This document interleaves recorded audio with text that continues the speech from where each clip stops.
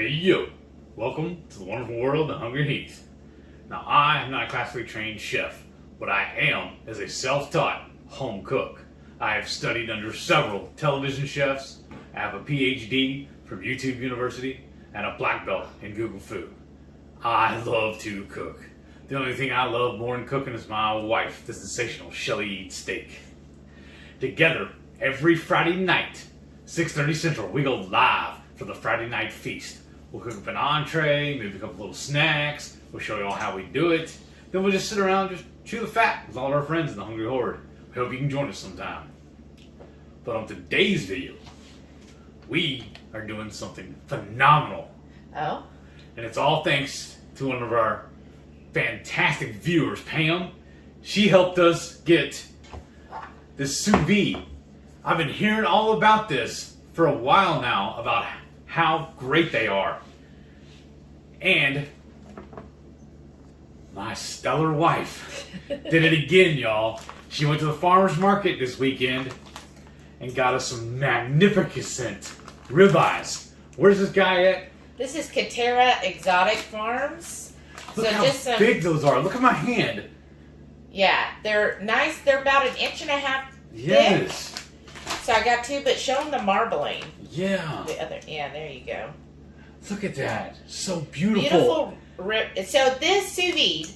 So we're going to show you how to use a sous vide specifically for steaks, but you could do this with any steaks. We've done it with T-bones. We've done it with a New York strip.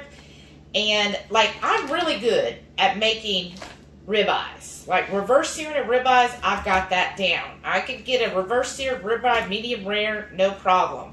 But New York strips always cause me just a little bit of an issue. It seems like I either get them too rare, which, you know, honestly, that's not much of a thing, or I get them overdone because they have that thick fat cap, and I hate to just cut off fat. Right?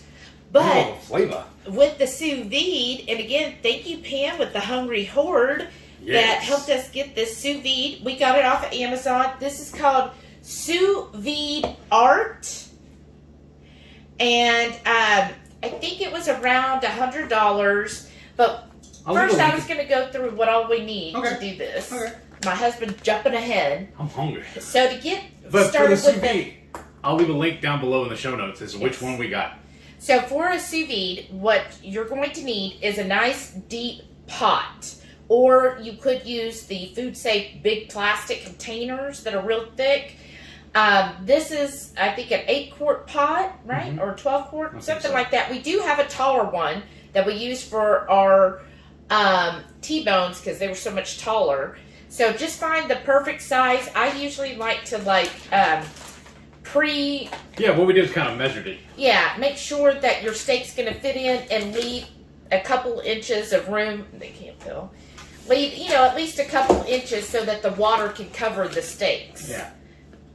And so you want at least a couple inches from the rim. So it's fully submerged. Right. And so what you'll need for a sous vide, now ours, I really like this one because it came with reusable bags. And we got like a whole set, I think of about 6 of them or so. Or maybe. And then it also comes with this plunger that you'll use to help get the air out. And then it comes with a little white disc that will help you seal the bags. And then the clips to help clip the bags on so they don't just float away. What else you're going to need for of course you're going to need your steaks.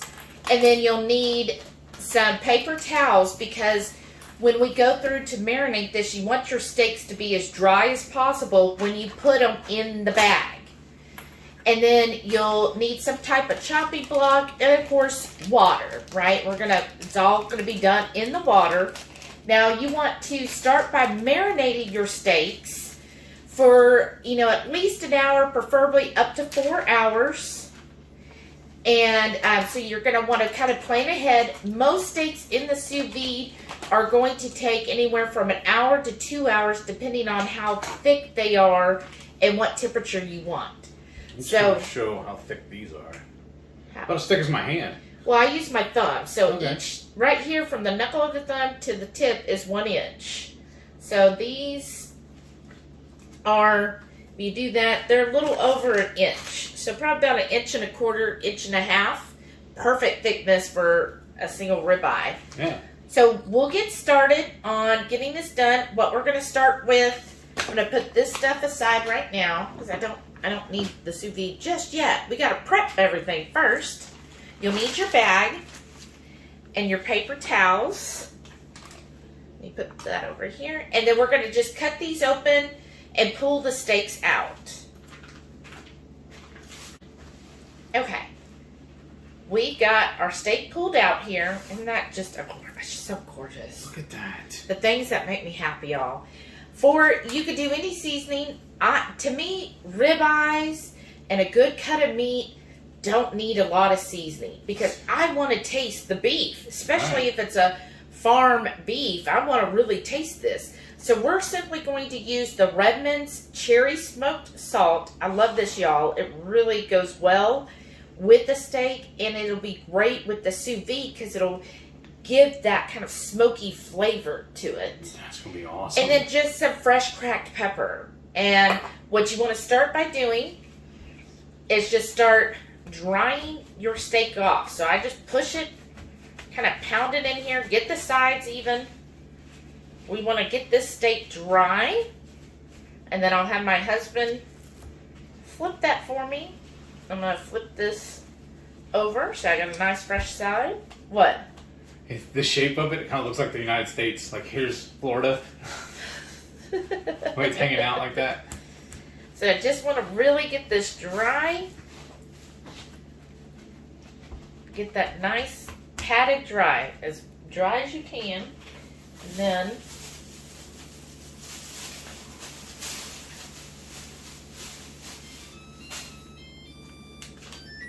that's the oven.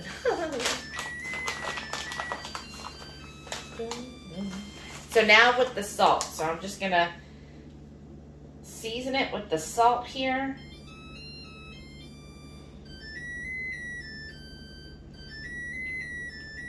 Okay. And wait. Oh, yeah, my bad. Then the fresh cracked pepper. And that's just our oven. Make it a treat for Heath. Singing us a lullaby. I know. Okay. And then we're going to flip and do the other side as well. And you want to do this after you've dried it.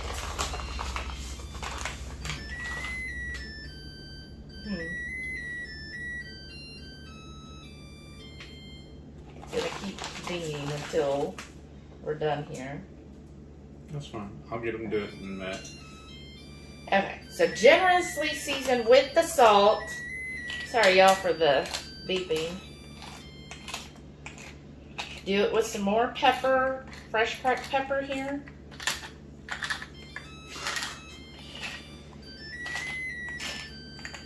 Okay, and then with your sous vide bag, I like to fold over the first couple of inches because I don't want any of the seasoning or the juices or anything to get on the actual threaded part. You want it like this? Either way. Or like this? No. I want it laid this way. Okay. So you want it to lay this way. Yeah. So. And then just kind of, you'll have to get your hands in there. Yeah. Position it. Well, I don't want to get all this stuff all over you.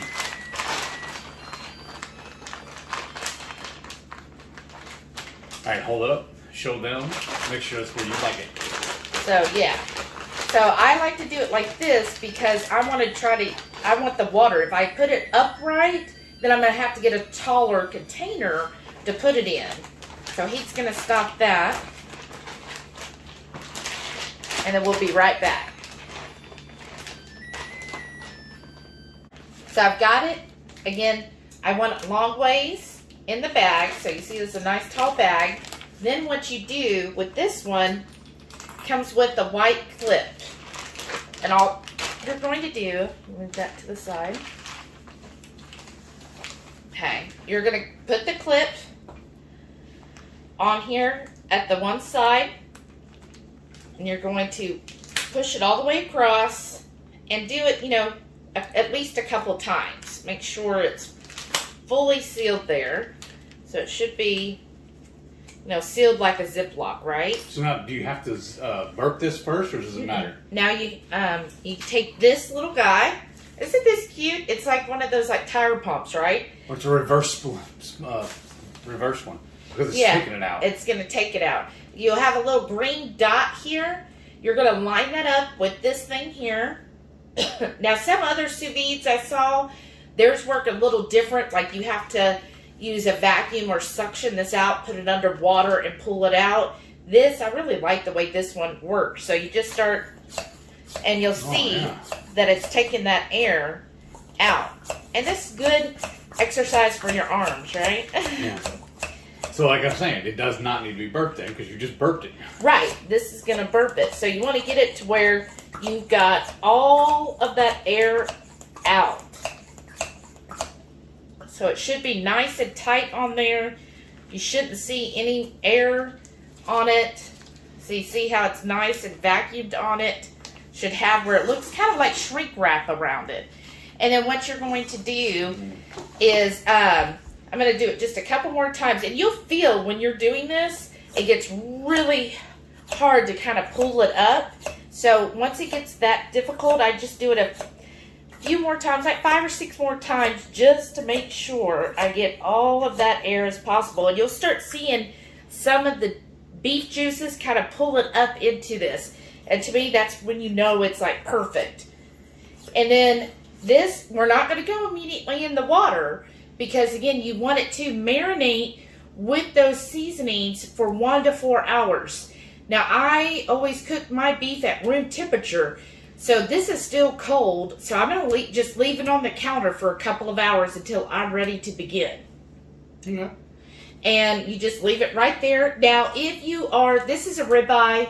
It's got a nice fatty parts on it, which is perfect. If you're doing a steak that is leaner, like a sirloin, you might want to put a couple pats of butter in with the steak. So before you seal it up, just put a couple pats of butter. Basically, you want a good fat ratio in here. Ribeyes are typically 50-50. So this has plenty of fat in here, so it's going to do perfect. But again, if you're doing something that's leaner, then add some butter in with it. Okay, and then we're just going to do the other one, right? Okay. Yes, dear. Okay, y'all, it's been a couple hours. My steaks are really at room temperature with your sous vide. This one's cool because it's got a little clip on the back. So you're going to put it in here. Wait, turn it. I do it that way, not right on the handles. And almost to the bottom. Like I just lifted up just a little bit from the bottom. And then you're going to take your steaks and put them in here. And then we're going to fill it with water. So let me show you that. I'm just going to reposition the camera. So here's my steak. I'm just going to put these in here. And then kind of push those in. And then fold the rest over. And that's where you use these clips. Because I don't want these to be floating. I'm going to clip this on here. So I do both the clips. Like that. So you can see in here how the steaks are. And I got this in here. I don't have it on yet. It's just plugged in. And then I'll start filling the water in here. Again, you want it to be a couple inches past the steaks. Oops. So we look in there. Oops. Sorry, y'all.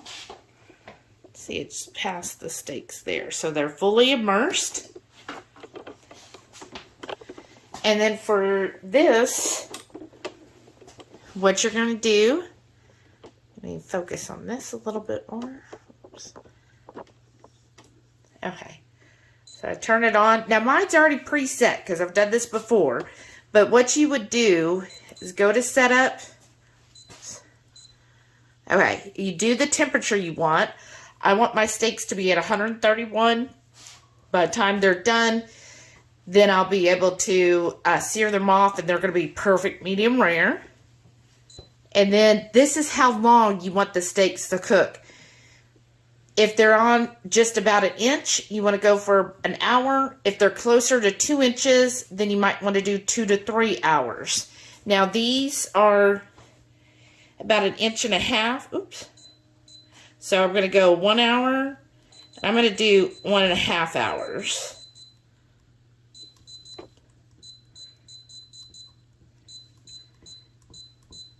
There we go. Set up. And then this just tells you the current temperature that the water's at, which is 76. That makes sense. And then you just hit play. And then it will immediately start trying to get the water to that temperature. So another thing to do to keep this so it doesn't lose the temperature is use some saran wrap. Oops. You know, or any plastic wrap, basically. And what we're going to do is just cover the top here. And then this will help keep too much of that water from escaping. Just kind of drape it over there, and that'll keep the water and the steam in there so that you don't lose a lot of water. Now, we set it for 1.5 hours, but the time won't actually start until it's up to temperature on the water. So right now it's already got up to 93 degrees, which we start at 76. So it warms up rather quickly. At the end of the 1.5 hours, it will play a little music for you so you know that it's up, and then we'll continue with the searing at that point. It's been 1.5 hours, y'all, since this has been on temperature. You can see the water's all accumulated here. So I'm just going to pull this part off. Now, if you're cheap like me, you'll find a way to reuse that. Let it dry out. And then all we got to do is take these clips off. And then, see? There it is. Perfect. Now, you can save the juices that are in here. I like to add some butter to it and then heat it up afterwards. But go ahead and get your skillet nice and hot. I do like a medium to medium high, because we're just going to sear these off to get them a nice pretty crust. So from our bag, I'm just going to use some tongs, and I've already got the skillet nice and hot. I'm going to put that right there, so you should get a nice sizzle. And then you see in here, there's some good enough juices, so it makes a good au jus to add to your steak when you're done. So we're just going to let this go for maybe a minute.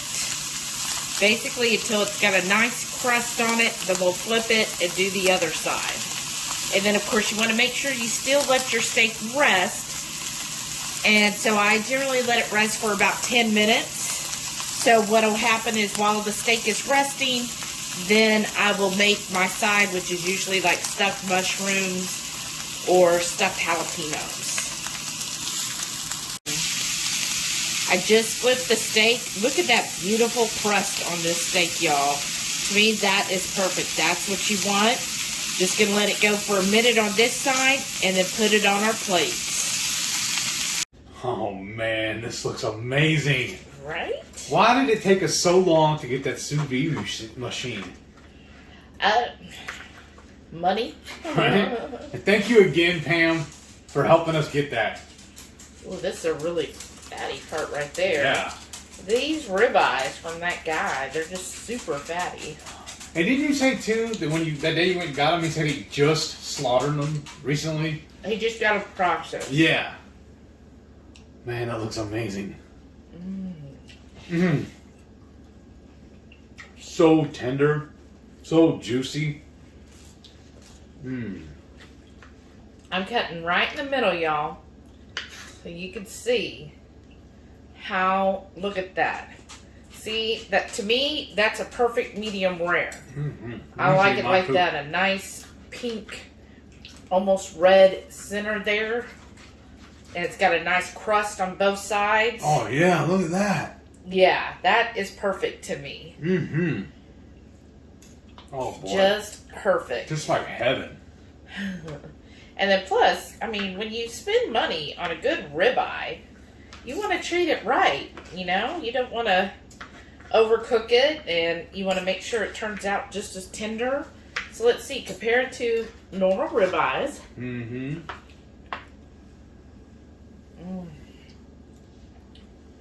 Oh, man. Mm-hmm. That's so good. The flavor, y'all. Oh my gosh. The flavor is so good. And it just melts in your mouth. It's so tender, but the flavor is just that perfect beefy flavor that you want in a good steak. Like, that's why I like to season mine just simply salt and pepper. Because if it's a good cut beef steak, you don't want to overpower it. You want to taste it. You want stuff that's going to bring out the flavor. And to me, this is like perfect. You want your steak to taste like steak. Right. And it's just so tender, so juicy. I mean, oh, it's so good. This is, to me, restaurant quality when you sous vide it. Like, I always wondered, how did the restaurants get it so perfect? I bet a number of them are sous videing their steaks. But how do they plan ahead then? Just let it go until you order it and then pull it out and sear it? Yeah. I mean, I guess that's one way of doing it. It's majestic. Huh? So this is majestic. Majestic. Yes. We need to go find Homeboy and buy, like, I don't know, 20 more of these. Good. Only thing is these little hot sauce. Y'all know me. I love my spice. But if you've got a sous vide, tell me, what's your favorite cut of meat in the sous vide? What's the most unusual thing you've used the sous vide for?